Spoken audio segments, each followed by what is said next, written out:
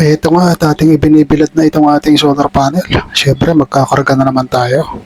At plano ko ring saksakan ng electric fan para naman magamit ni baby. Yun. So ayan, inaayos natin na connection.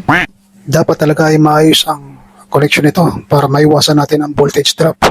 Doon kasi bumababa ang supply ng kuryente papunta sa ating battery kapag mayroong voltage drop. So dapat maayos at malinis ang mga panel na to para naman maganda-ganda ang kanyang pag-harvest sa init ng araw.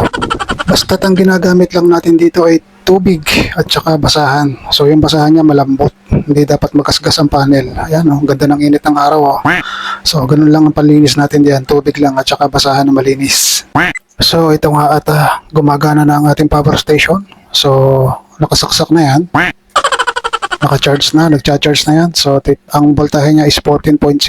Ang bilis niya maka 14.0 yung halos full charge na. Wow! So ayan, tingnan natin, i-check natin ang kanyang voltage. Okay, so 136 volts, 14 ang kanyang voltahe at 9 ampere ang kanyang supply na current. Yun. So nakasaksak na ang ating electric fan at ating uumpisahan ng buhayin. At nakatutok yan kay baby. So hindi naman tutok, umiikot-ikot din. Yan. So ito todo natin, number 3. So 80 watts ang maximum nito.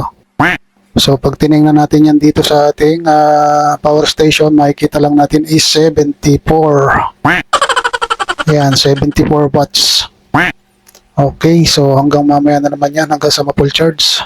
So ayan, makaganyan lang siya, halos full charge na. Kaya hanggang mamayang hapon na naman ito.